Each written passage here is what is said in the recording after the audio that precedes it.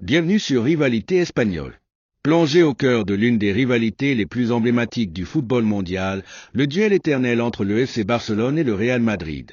Ici, nous partageons les dernières actualités, analyses de matchs, histoires fascinantes et coulisses de ces deux clubs légendaires. Que vous soyez fan des Blaugrana ou des Meurangs, rejoignez-nous pour découvrir chaque détail de cette guerre sportive unique en son genre. Avant de commencer, si c'est ta première fois ici, pense à t'abonner, à aimer et à partager la vidéo pour ne rien rater des dernières infos sur le Real Madrid et le FC Barcelone. Active la cloche pour être le premier informé à chaque nouvelle publication. Bienvenue sur la chaîne. Lors du match Valence-Real Madrid du 3 janvier 2025, Vinicius Junior a été expulsé à la suite d'une altercation avec le gardien valencien Dimitrievski, ce qui lui a valu une suspension de 2 matchs de Liga. Ce nouvel incident, marqué également par des insultes racistes envers le joueur, a suscité de vives réactions et relancé le débat sur le racisme et la discipline dans le football espagnol. Malgré cette sanction, Vinicius pourra disputer la Supercoupe d'Espagne, où le Real Madrid espère briller en son absence temporaire en Liga. Mais avant cela, 2 récentes nouvelles concernent les 2 géants espagnols. Commençons par le FC Barcelone et la situation délicate que traverse actuellement le club, avec une opposition grandissante réclamant la démission de son président, Joan Laporta. Depuis quelque temps, le FC Barcelone est secoué par une vague de contestation dirigée contre son président, Joan Laporta. Ce qui a commencé par de simples murmures de désapprobation s'est transformé en un véritable mouvement d'opposition, réclamant à corps et à cri la démission du dirigeant catalan. Au cœur de cette tourmente se trouve l'échec retentissant à inscrire 2 joueurs clés, Dani Olmo et Pau Victor, pour la 2e partie de la saison de Liga. La situation a pris une tournure particulièrement dramatique lorsque la Liga et la Fédération royale espagnole de football, ORFEF, ont refusé l'enregistrement de ces 2 joueurs. Dani Olmo, acheté pour 55 millions d'euros à l'été 2024 de Leipzig, avec une clause qui pourrait lui permettre de partir librement cet hiver, est devenu le symbole de la gestion controversée de Laporta. Cette affaire a non seulement mis en lumière des problèmes financiers persistants au sein du club, mais a également soulevé des questions sur la compétence et la transparence de la direction actuelle. Les critiques ne viennent pas seulement des supporters, mais aussi de l'intérieur du club. Le vestiaire du Barça, habituellement discret, a exprimé son choc et sa frustration face à la gestion de ce dossier. Des sources proches du club rapportent une atmosphère de perplexité et d'incrédulité parmi les joueurs, qui attendent maintenant que Laporta s'explique sur cet échec. L'absence de communication claire de la part de la direction a contribué à un sentiment d'abandon et de désarroi au sein de l'équipe. Sur le front des supporters, la situation est encore plus explosive.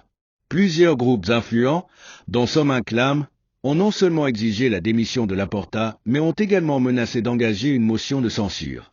Cette action radicale, bien que rarement utilisée, reflète la profondeur du malaise et de la colère envers la gestion de Laporta.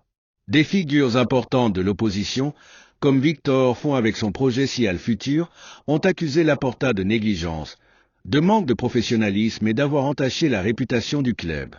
Les opposants ont dressé une liste de griefs contre Laporta, allant des pertes financières de la saison 2023/24 aux difficultés rencontrées lors du renouvellement du contrat avec Nike, en passant par le blocage du retour de Thomas Hurtel dans la section basket du Barça. Mais c'est l'affaire Olmo et Victor qui a servi de catalyseur, poussant même certains à parler de scandale dans la presse, soulignant une gestion erratique et amateur. L'appel à la démission de Laporta n'est pas seulement une demande des supporters ou de l'opposition politique dans le club. C'est un cri de désespoir d'une institution qui sent que son identité et son intégrité sont menacées. Les posts sur les réseaux sociaux montrent une communauté catalane et de fans du Barça à travers le monde, unis dans cette demande de changement. Avec des phrases comme Laporta doit partir et nous voulons un Barça respecté devenant viral. Cependant, Laporta n'est pas encore tombé.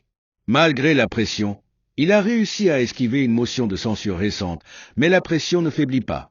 Des sources indiquent que si Laporta ne démissionne pas, l'opposition est prête à organiser un vote de confiance ou à relancer une motion de censure, ce qui pourrait potentiellement conduire à une lutte de pouvoir au sommet du club.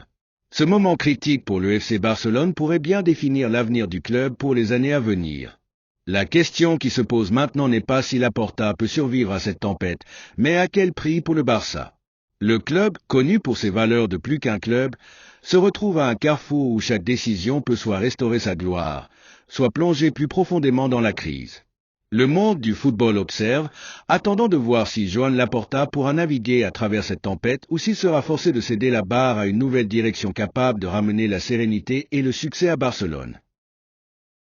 Alors que le FC Barcelone est en proie à une crise institutionnelle, de l'autre côté, le Real Madrid fait face à des défis d'un autre ordre, notamment la gestion stratégique des pénaltys par Carlo Ancelotti.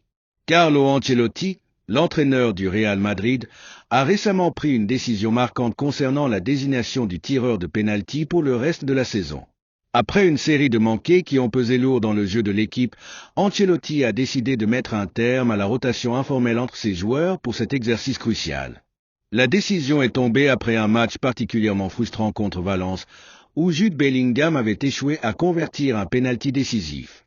Depuis le début de la saison, les stars du Real Madrid comme Kylian Mbappé, Vinicius Junior et Jude Bellingham se partageaient cette responsabilité. Cependant, avec 3 pénaltys ratés sur 11 obtenus, Ancelotti a jugé nécessaire d'imposer une hiérarchie claire. L'Italien a opté pour Vinicius Junior comme tireur attitré.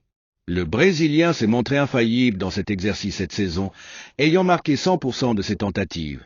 Ce qui fait de lui un choix logique et rassurant pour le club. Cette décision n'a pas été prise à la légère.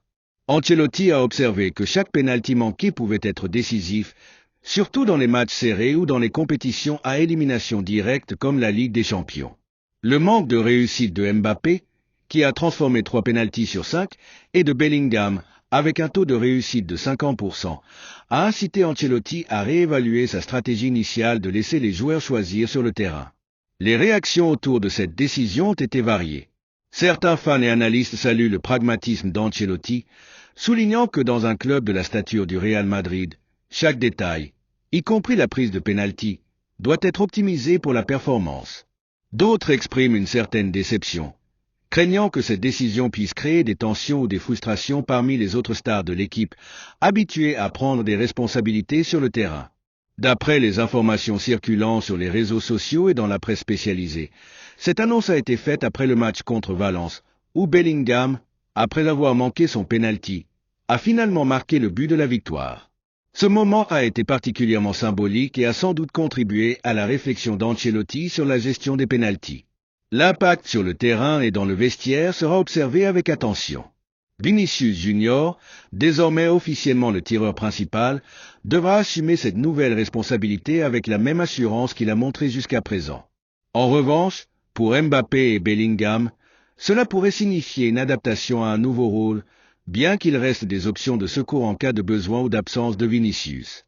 Le choix de Vinicius n'est pas seulement basé sur ses performances actuelles, mais aussi sur son mental de compétiteur.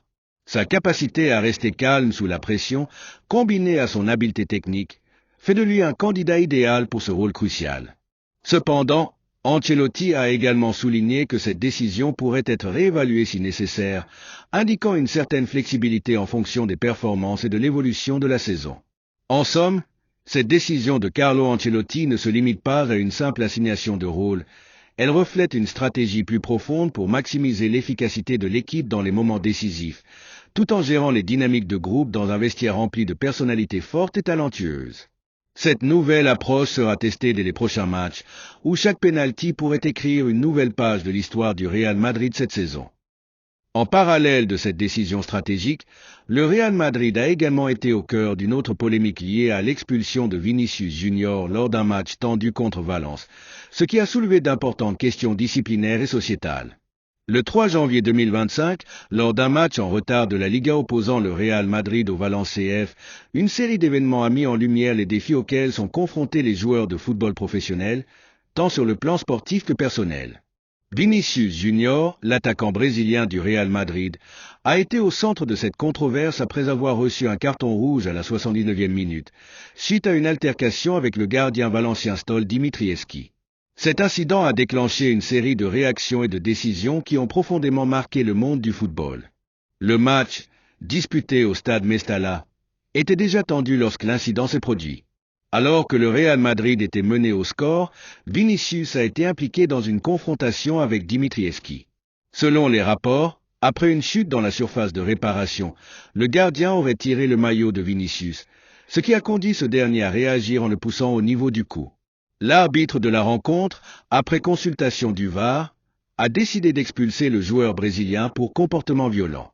Malgré cette expulsion, le Real Madrid a réussi à inverser la tendance en fin de match, s'imposant finalement 2-1 grâce à des buts de Luka Modric à la 85e minute et de Jude Bellingham dans le temps additionnel. Cependant, l'attention s'est rapidement portée sur les conséquences de l'incident impliquant Vinicius.